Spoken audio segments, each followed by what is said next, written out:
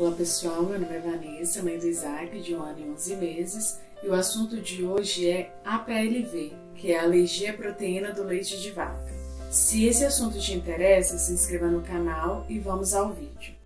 Nós descobrimos que o Isaac era alérgico à proteína do leite de vaca com mais ou menos 5 meses, mas até fechar o diagnóstico foi um longo caminho, até a gente entender o que era essa alergia, como tratar, e até chegar à cura foi um árduo caminho, que começou lá na maternidade. No primeiro dia de vida do Isaac, meu leite demorou um pouquinho a descer e foi necessário complementar a amamentação com uma fórmula.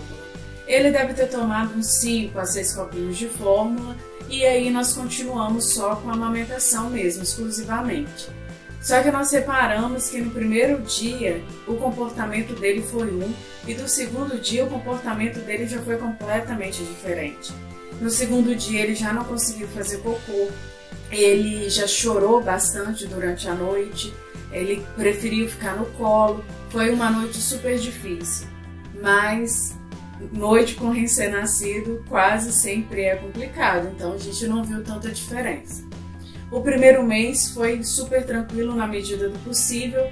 A gente não começou com nenhuma dieta restritiva logo de início, mas quando a gente observava que algum alimento estava fazendo mal para ele, a gente suspendia aquele alimento para evitar as cólicas, para evitar os gases. Então sempre que a gente sentia que aquele alimento não estava sendo tão bem aceito no organismo dele, a gente fazia a suspensão. Mas até então, tudo bem. Quando ele fez 2 meses, ele teve sangue nas fezes e foi um susto. E eu liguei para a pediatra e ela falou, não, a partir de hoje você vai evitar o consumo de leite e derivados, que pode ser que ele está com alguma sensibilidade ao leite.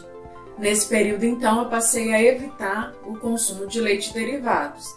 Porém, ele continuava com cólica e nós começamos a reparar que ele começou a apresentar um refluxo. Às vezes o leite nem era digerido, era aquele refluxo de estar cheio mesmo, e às vezes aquele leite já coalhado, o leite que já começou a digerir e voltava em jato. E aí a gente ficou meio preocupado, voltamos à pediatra e ela falou, não, a partir de agora você não vai só evitar, você vai suspender de vez o uso do leite. Eu já não consumia muito leite, o leite já não fazia muito parte da minha rotina porque o meu organismo também não se dava muito bem com leite. Mas como uma boa mãe que está amamentando, a gente faz consumo de canjica, o canjicão, que é uma tradição super antiga, para se a mãe quer dar leite, come canjica que vai dar tudo certo. Então eu estava consumindo a canjica esporadicamente na semana e a partir desse dia eu suspendi o consumo de leite.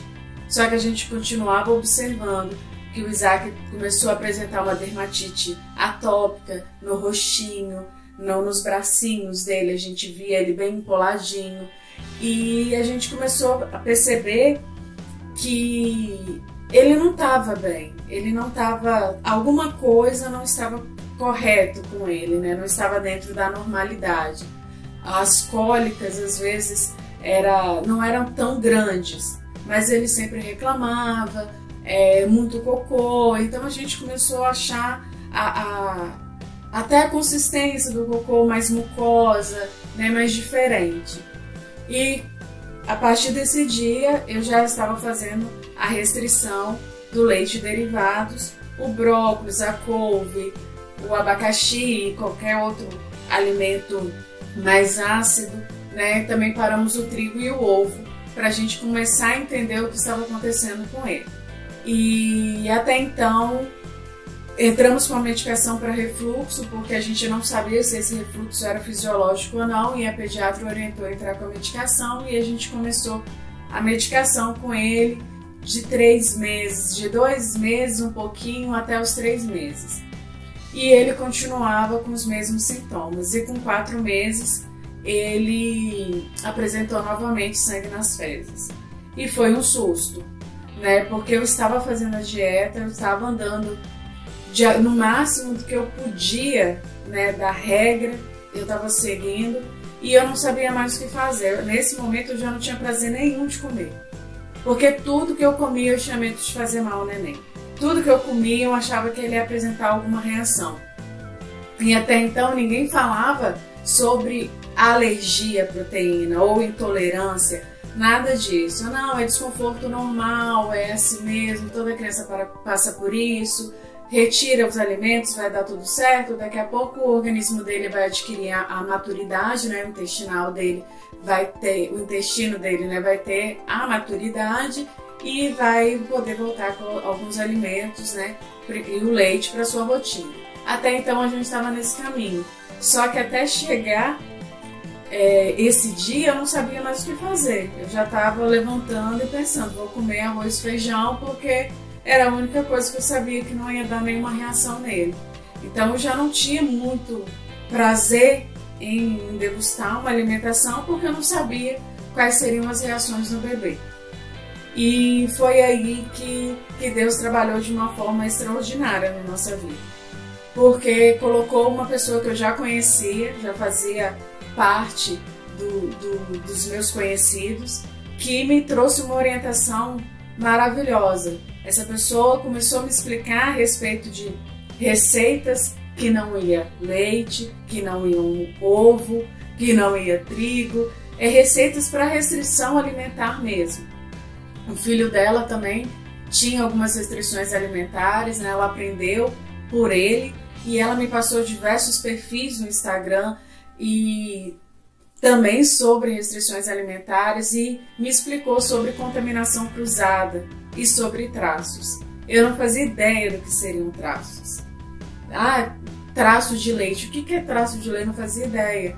E foi quando eu descobri que a reação que o Isaac tinha dado com 4 meses estava intimamente ligada a traços de leite. Eu usava panela de teflon e o teflon ele guarda esses resquícios de leite, coisas que eu nunca ia imaginar.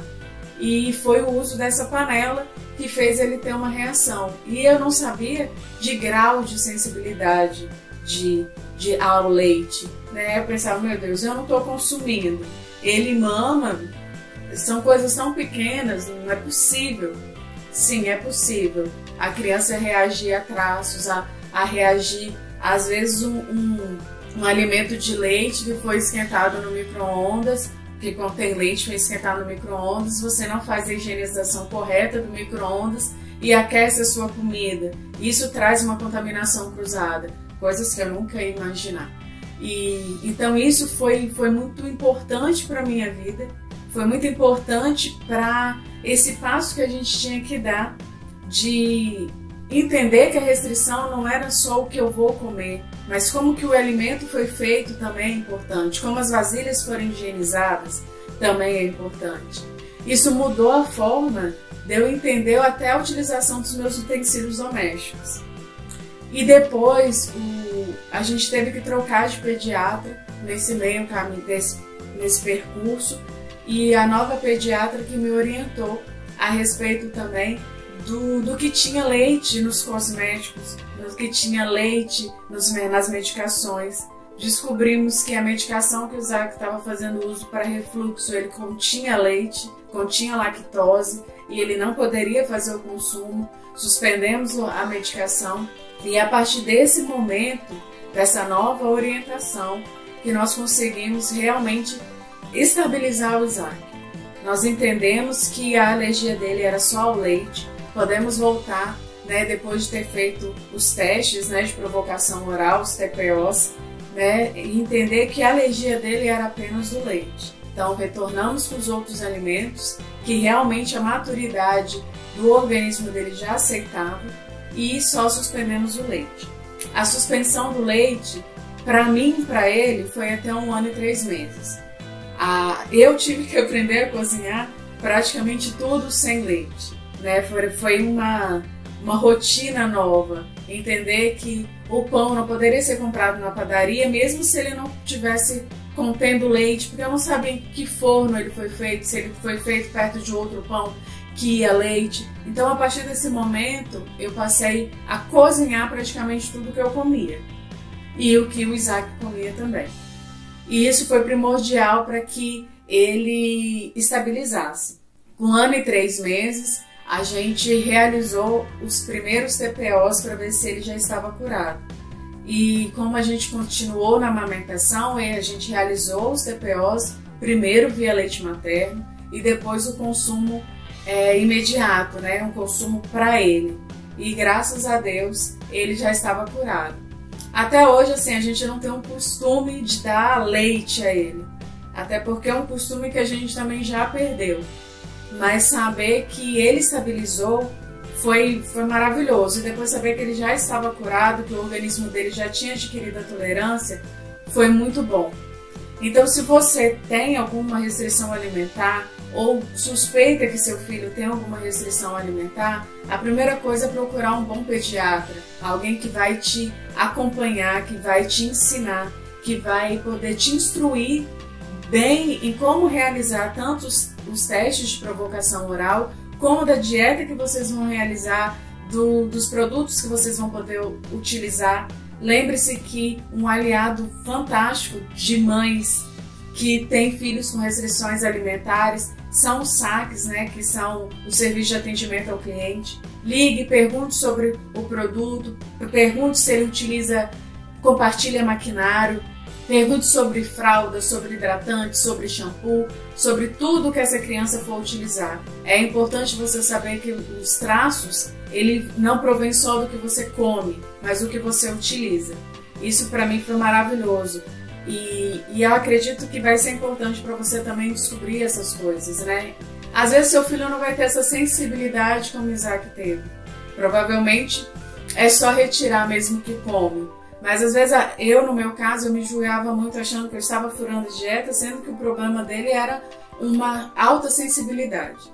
O que foi, depois de diagnosticado, foi mais fácil da gente lidar. Então tenha um bom pediatra, procure o SAC se for necessário, instrua a sua família, todos à sua volta, para entender que é uma restrição, que se a criança fizer o consumo daquele alimento, ela vai passar mal, ela vai ter alguma reação, que pode ser uma reação gravíssima ou pode ser uma reação leve, mas é uma reação. E cada furo da dieta você perde vários dias para a criança estabilizar novamente. Então instrua a sua família, tenha eles como aliado, né, aqueles que ficam próximos do seu filho. E lembre-se que passa, vai passar, a cura vai chegar. Pode ser com 6 meses, 1 ano, 2, quantos anos forem necessários. Mas a estabilidade, a tolerância, ela vai chegar. É uma fase, e isso vai passar. O diagnóstico de uma restrição alimentar é algo muito pesado. É difícil você entender que o seu filho vai ser privado de algum alimento, ou se você amamenta, né, que você também vai ser privada de algum alimento durante um tempo para poder servir melhor, né, cuidar melhor do seu filho. Mas ter o diagnóstico já é o norte, já é um caminho para onde você seguir. Então busque o diagnóstico e seja ciente do processo que vocês vão ter que viver. E depois é aguardar a cura, a estabilidade e ter paciência para as coisas que virão. E seu filho tem alguma restrição alimentar ou já teve alguma restrição alimentar? Deixe nos comentários para a gente trocar essa figurinha, trocar essa ideia e continue acompanhando os próximos vídeos.